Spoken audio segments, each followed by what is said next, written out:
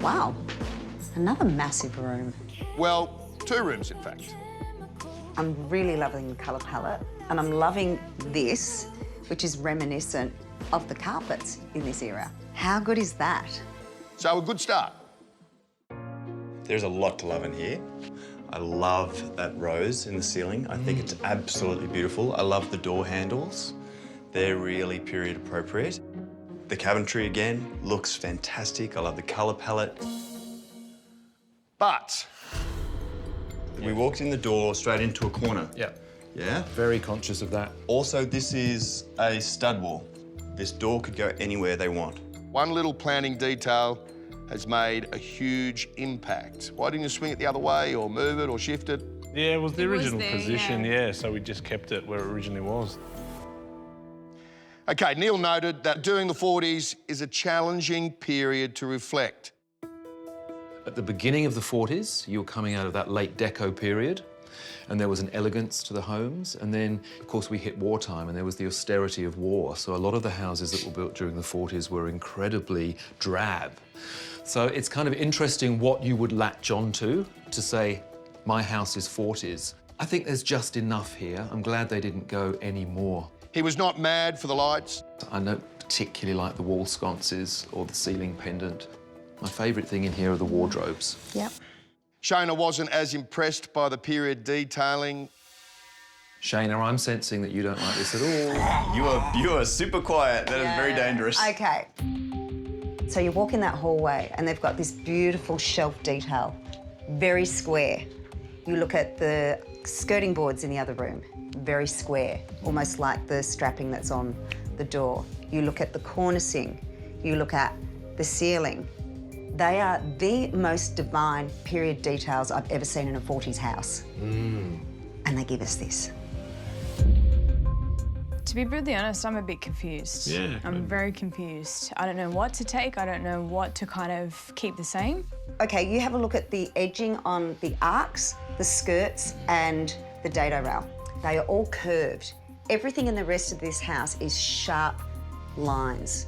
They have decided to create their own version of a 40s and not look at the beauty in that hallway. I'm actually now getting upset. I think we'll go through it tomorrow, have a good look and see what we can do. Look, as much as, you know, we're me having a go at the period details and certain things, like the execution is pretty good.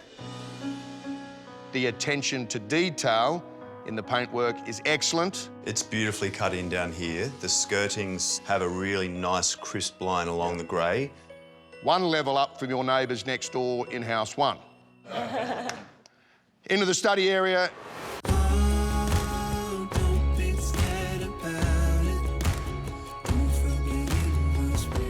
Well, I think an office off a guest bedroom is the best place to put it if you're going to have like that integration.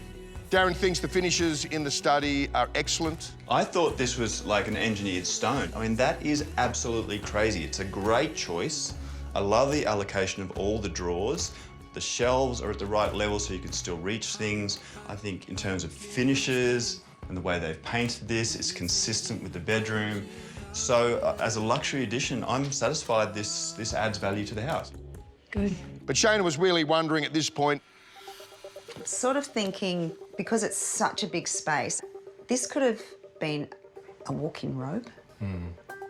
that would be more of a luxury addition for a Brighton house. Although it's executed beautifully, the quality is great. They've gone down that road of a very generic boutique apartment renovation. This house is not generic.